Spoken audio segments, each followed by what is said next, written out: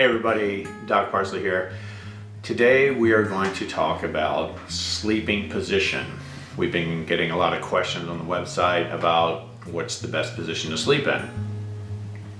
And I'm going to give you a very definitive answer that you should write down. The answer is it depends. It depends on your body habitus, meaning how much muscle do you have, how much fat do you have, how fit are you, how good your circulation. There's lots of things that matter as far as your body.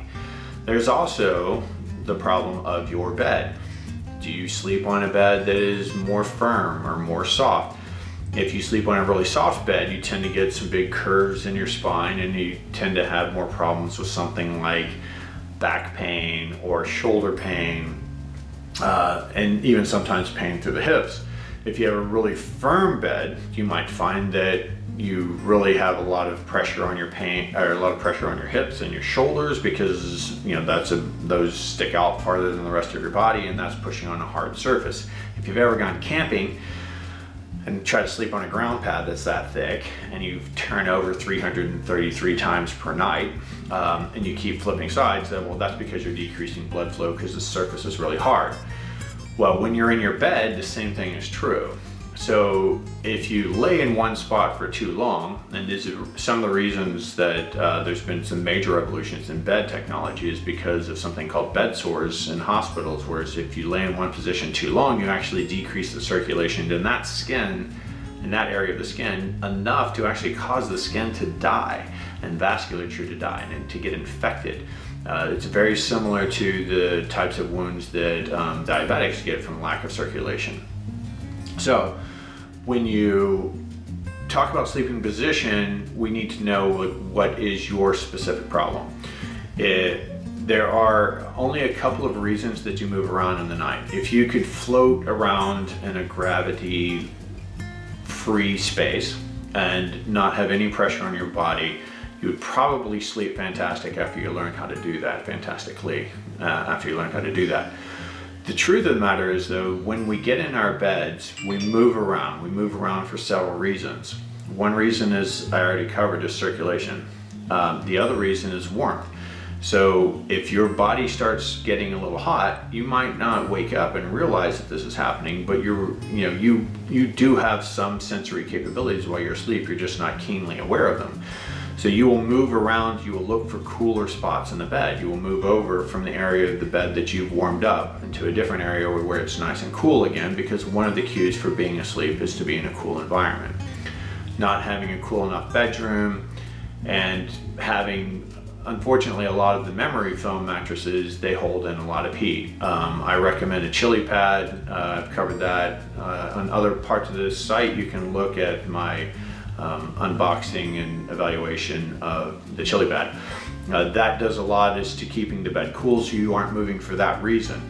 Now, if you're finding that you have a lot of pressure and that pressure is decreasing your circulation, that could be because you're overweight. That could be because of the mechanics of how you're sleeping.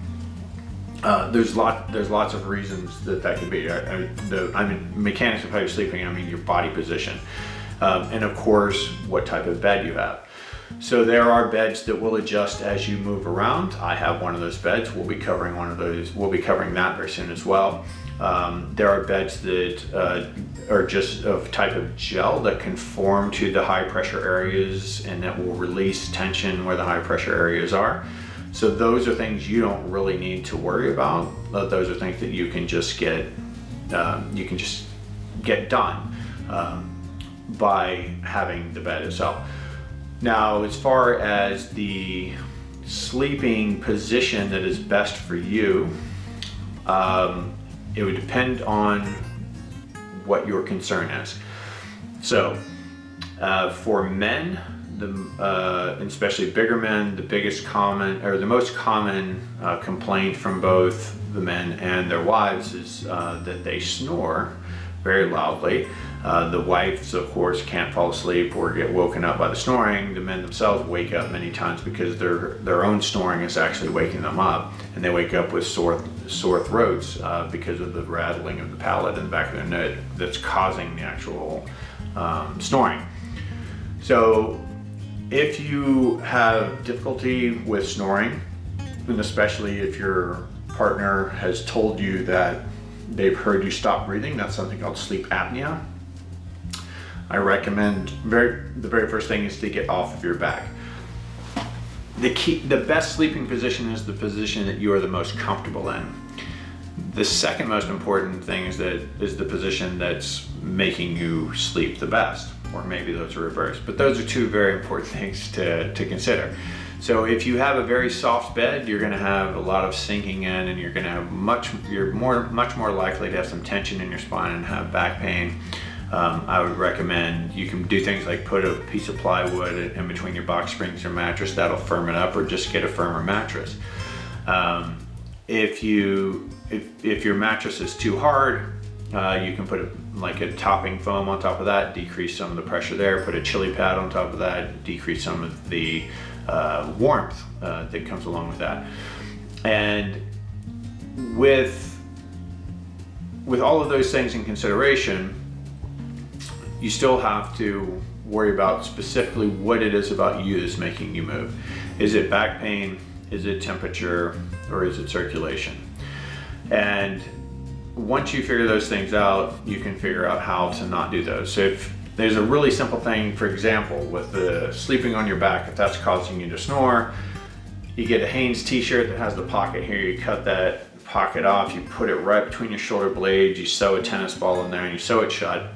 You wear that t-shirt to bed for 30 days. You won't sleep on your back anymore, just because even while you're asleep, if you try to lay on that tennis ball, you're going to turn over. Sleeping on your side tends to be a very comfortable position for most people. If you're on a very soft mattress, that might cause some low back pain. The ideal position as far as distributing your body weight out and the best way possible, not having pressure laying on your back where your throat is collapsing, and not having a lot of pressure on your shoulders, is something called the half supine. So essentially you're laying on your side from your waist down, with one leg slightly in front of the other, and from the waist up you're really almost laying completely on your stomach. So you have about 3/4 of your chest on the bed and usually one hand underneath the pillow. The half supine position, we'll put a picture in the end of the show here for you to look at that. That is by kinesiologists and chiropractors and other type of mobility specialists, the most advantageous position to sleep in for mobility and to decrease the risk of back pain, shoulder pain, hip pain that usually comes with sleeping on a suboptimal surface and a suboptimal conditions. So I hope that answers the questions as to what sleeping positions are best. Again, the answer is it depends, but the most likely thing is to not sleep flat on your back if you snore, and to do the half supine if you can be comfortable in that position. And if you're not comfortable in that half supine position, I would really look at the quality of your mattress and whether or not you think that there's a lot of pressure there because it's really firm, or that there's a lot of warmth because it's a memory foam, or you have too many covers in your bedroom, or your bedroom's not cool enough, or something like that. But basically, those are the two considerations. Don't sleep on your back if you're a loud snorer, and try to sleep in the half supine if that's at all possible for you. That's all for today. Thanks.